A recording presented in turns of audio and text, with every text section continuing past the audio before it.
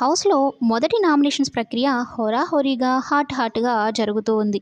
అయితే ఇక హౌస్‌లో కెప్టెనే ఉండరు. ముగ్గురు చీఫ్‌లు మాత్రమే ఉంటారు. ఆ ముగ్గురు చీఫ్‌లుగా నిఖిల్, యష్మి అలాగే నైనిక సెలెక్ట్ అయ్యారు. వారి సమక్షంలోనే నామినేషన్స్ అనేవి జరుగుతూ ఉంటాయి. అయితే మొదటగా సోనియా ఇద్దరిని టార్గెట్ చేస్తూ బరిలోకి దిగింది. ఫస్ట్ ఏమో బేబక్కని దుమ్ము దులిపేసింది. ఇర్రెస్పాన్సిబుల్ పర్సన్ మీరసలు. మీరు ప్రతిదానికి నవ్వుతూ అలా మాట్లాడుతుంటే మాకు చిరాకుగా ఉంటుంది. ఫుడ్ గురించి మీకు అస్సలు జ్ఞానమే లేదు.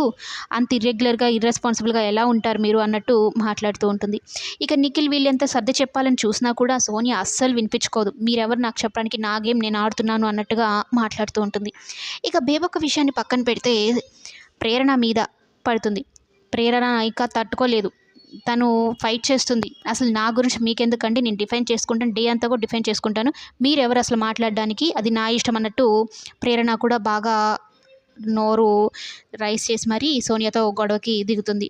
ఇక మొత్తం మీద ప్రేరణ అలాగే బేబక్కల్ని ఇద్దరిని నామినేట్ చేస్తూ మాట్లాడుతుంది సోనియా. ఇక ఇంకొక విషయం ఏంటి అంటే ఫస్ట్ నుంచి మణికంఠకి కానీ అలాగే శేఖర్ భాషకు కానీ అస్సలు పడదు. ఇద్దరు ఒకరినొకరు మాట్లాడుకుంటూ, అంటే ఒకరేమో బక్కయ్య బక్కబాబు అనుకుంటూ, ఈయనకి అసలు బ్రెయినే లేదు, క్లారిటీ కూడా ఉండదు మాట్లాడే విషయంలో అన్నట్టు మాట్లాడుకుంటూ ఉంటారు. వాళ్ళిద్దరి మధ్యన కూడా ఒక పెద్దపాటి రచ్చే జరుగుతూ ఉంటుంది. పెద్ద పెద్ద రచ్చలే, గొడవలే జరుగుతూ ఉంటాయి హౌస్లో. మరి మొత్తం మీద ఎవరు నామినేట్ అయ్యారు ఈసారి, అందులో ఫస్ట్ నామినేషన్ ఎవరు అంటే బేబక్క.